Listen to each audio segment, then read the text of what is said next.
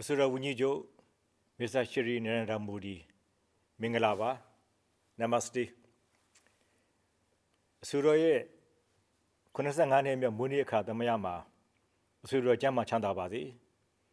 အစိုးရရဲ့လုပ်ငန်းဆောင်တာတွေအထူးမြအောင်မြင်ပါစေလို့ဆုမွန်ကောင်းတောင်းလိုက်ပါတယ်အစိုးရအနေနဲ့အိန္ဒိယနိုင်ငံအတွက်နိုင်ငံတာဝန်စစ်စစ်စတင်တာဝန်ထောက်ဆောင်စဉ်ကစပြီးအိန္ဒိယပြည်သူတွေရဲ့လူမှုစီးပွားတိုးတက်အောင်အိန္ဒိယနိုင်ငံကြီးကိုကမ္ဘာထိပ်တန်းနိုင်ငံဖြစ်အောင်ပိုပြီးစည်းလုံးညီညွတ်တဲ့အိန္ဒိယနိုင်ငံကြီးဖြစ်အောင်ကြိုးစားဆောင်ရွက်ပေးနိုင်ခဲ့မှုအပေါ်မှာလည်းဝမ်းမြောက်စွာဂုဏ်ပြုအပ်ပါတယ်အဆွေတော်အိန္ဒိယနိုင်ငံနဲ့မြန်မာနိုင်ငံတို့ဟာအိန္ဒိယနိုင်ငံများဖြစ်တဲ့အပြင်ရှေးအစဉ်အဆက်နှစ်ထောင်ချီပြီးဆက်သွယ်ဆက်ဆံမှုတမိုင်းရှိခဲ့တဲ့နိုင်ငံများဖြစ်ကြပါတယ်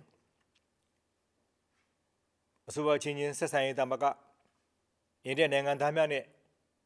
မြန်မာနိုင်ငံသားတွေရဲ့ပြည်သူအချင်းချင်းဆက်ဆံရေးဟာမိတ်ဆွေရင်းချနိုင်ငံများဖြစ်ကြပါတယ်အဆိုတော့ကျွန်တော်တို့နိုင်ငံရဲ့နိုင်ငံရေးအပြောင်းအလဲတွေတဘာဝဘေးအန္တရာယ်ကူညီကယ်ဆယ်လုပ်ငန်းတွေမှာအဆိုတော်နဲ့အိန္ဒိယနိုင်ငံသားများရဲ့စာနာနားလည်မှုမြန်မာနိုင်ငံပေါ်တမကြစွာ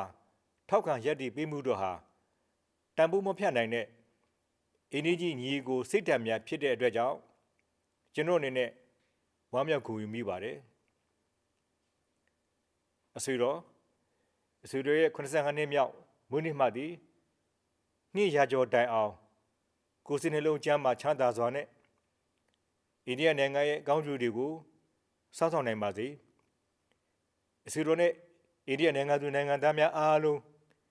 တရားဝပြောပြီးဖူးဖူးတွတ်တဲ့အိန္ဒိယနိုင်ငံကြီးဖြစ်အောင်ပျော်ရွှင်စွာတည်ဆောက်နိုင်ကြပါစေအဆွေတော်ကောင်းကျိုးလုံရင်စာဓာတ်တွေပြည့်စုံပါစေကြောင်းအဆွေတော်မွေးနေ့မှာထပ်မံပြီးဆုတောင်းမေတ္တာပို့သအပ်ပါတယ်